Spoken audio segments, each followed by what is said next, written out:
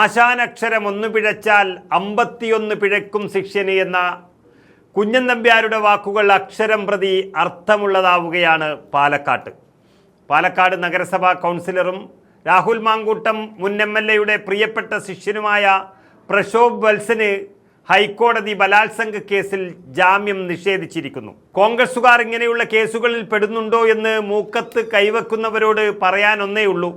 രാഹുൽ മാങ്കൂട്ടത്തിൻ്റെ ശിഷ്യനോട് ഇനി സ്വാതന്ത്ര്യ സമരത്തിന് പോയി ജയിലിൽ പോകണമെന്ന് നിർബന്ധം പിടിക്കാൻ കഴിയില്ല. ഏതായാലും UDFനെ, പ്രത്യേകിച്ച് കോൺഗ്രസിനെ നാണം കെടുത്തുക മാത്രമല്ല, വലിയ പ്രതിരോധത്തിലാക്കിക്കൊണ്ട് പാലക്കാട് നഗരസഭയിൽ ഒരു ഉപതെരഞ്ഞെടുപ്പിന് കളമൊരുക്കുകയും ചെയ്തിരിക്കുകയാണ് ഈ കൗൺസിലർ പ്രശോഭ്.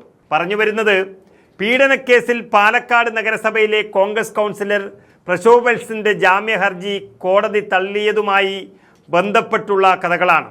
തൊഴിൽ വാഗ്ദാനം നൽകി ദളിത് പെൺകുട്ടിയെ പീഡിപ്പിച്ച കേസിലാണ് ഇയാൾക്ക് ഇപ്പോൾ ജാമ്യം നിഷേധിച്ചത്. ഈ പീഡന സംഭവത്തിൽ പരാതി നൽകിയതിനു ശേഷം 2 മാസത്തോളം ഇയാൾ ഒളിവിലായിരുന്നു. ഇതിനിടെ മുൻകൂർ ജാമ്യത്തിന് അപേക്ഷ നൽകിയെങ്കിലും ഹൈക്കോടതി തള്ളി. അടിയന്തരമായി കീഴടങ്ങണം എന്നുകൂടി കോടതി നിർദ്ദേശിക്കുകയും ചെയ്തു. ഇതേ തുടർന്ന് പാലക്കാട് എത്തി ഇയാൾ പോലീസിൽ കീഴടങ്ങുകയായിരുന്നു. തുടർന്ന് സാധാരണ ജാമ്യാപേക്ഷയുമായി ഹൈക്കോടതിയെ സമീപിക്കുകയായിരുന്നു കൗൺസിലർ. അതും ഇപ്പോൾ തള്ളിയിരിക്കുന്നു. ജോലി വാഗ്ദാനം ചെയ്ത് താമസ സ്ഥലത്തെത്തി പീഡിപ്പിച്ചുവെന്നും ഉന്നത കോൺഗ്രസ് നേതാക്കളുമായുള്ള ബന്ധം ചൂണ്ടിക്കാട്ടി ഭീഷണിപ്പെടുത്തി എന്നുമാണ് പരാതിയിൽ പറയുന്നത്. ഉന്നത നേതാക്കൾ എന്നുദ്ദേശിച്ചത് അന്ന് MLA ആയിരുന്ന രാഹുൽ മാങ്കൂട്ടത്തെ ഉൾപ്പെടെയുള്ളവരെയായിരുന്നു. മാങ്കൂട്ടം MLA അദ്ദേഹത്തിനെതിരെയുള്ള വലിയ പ്രതിഷേധത്തിന് ശേഷം 38 ദിവസം കഴിഞ്ഞ് പാലക്കാട് നഗരത്തിലെത്തിയപ്പോൾ അവരുടെ ഡ്രൈവർക്ക് പുറമേ മറ്റൊരാൾ മാത്രമേ ആ കാറിൽ മുഴുവൻ സമയവും ഉണ്ടായിരുന്നുള്ളൂ. അത് ഈ കൗൺസിലർ പ്രശോഭ് വത്സനായിരുന്നു. അത് ചാനലിലൂടെ മൊത്തം ഈ ലോകം മുഴുവൻ കണ്ടതുമാണ്. മാങ്കൂട്ടം MLAക്കൊപ്പം ചേർന്ന് ഇങ്ങനെയൊരു കേസുണ്ടാക്കാൻ കഴിഞ്ഞത് എങ്ങനെയെന്ന് ചോദിക്കേണ്ടെന്ന് ആവശ്യമില്ല. ഏതായാലും പാലക്കാട് ടൗൺ സൗത്ത് പോലീസിലും മുഖ്യമന്ത്രിക്കും നേരിട്ട് പെൺകുട്ടി പരാതി നൽകിയിരുന്നു. അതിൻ്റെ അടിസ്ഥാനത്തിൽ ബലാത്സംഗം, SC/ST പീഡന നിരോധന നിയമം ഉൾപ്പെടെയുള്ള ഗുരുതര വകുപ്പുകൾ ചുമത്തിയാണ് കൗൺസിലർക്കെതിരെ കേസ് രജിസ്റ്റർ ചെയ്തത്. ഇത്തരം കാമകേളികൾ അതെല്ലാം ഓരോരുത്തരുടെയും ഇഷ്ടമാണ്. അതിൻ്റെ ശിക്ഷ അവർ തന്നെ അനുഭവിക്കുക തന്നെ ചെയ്യും.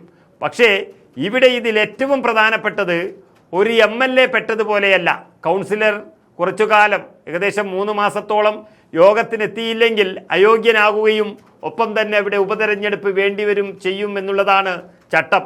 3 കൗൺസിൽ യോഗത്തിൽ അടുപ്പിച്ച് വരാതിരുന്നാൽ അയോഗ്യനാകും എന്നുള്ളത് ഉറപ്പായി കഴിഞ്ഞു.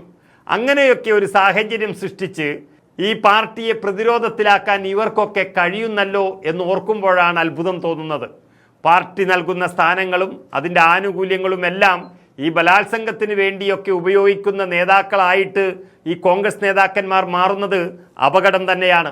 ഏതായാലും മാങ്കൂട്ടം MLA മാത്രമല്ല, അദ്ദേഹത്തിൻ്റെ വിശ്വസ്തനും പാർട്ടിക്ക് നല്ല പണിയാണ് കൊടുത്തത്. ഇനി ഉപതെരഞ്ഞെടുപ്പ് വന്നാൽ മാങ്കൂട്ടത്തിൻ്റെ പിന്തുണ ഈ പ്രതിക്ക് കിട്ടിയിട്ടുണ്ടോ എന്നൊക്കെ ചർച്ചയാകും. പാലക്കാട്ട് രാഹുൽ മാങ്കൂട്ടത്തിന് പകരക്കാരനായി വന്ന പുതിയ MLA രമേശ് പിഷാരടി നല്ലൊരു നേതാവായി മാറുന്നുണ്ടെങ്കിലും നഗരത്തിൽ ഈ വിഷയം കെട്ടടങ്ങുന്നില്ല എന്നുള്ളതാണ് യാഥാർത്ഥ്യം.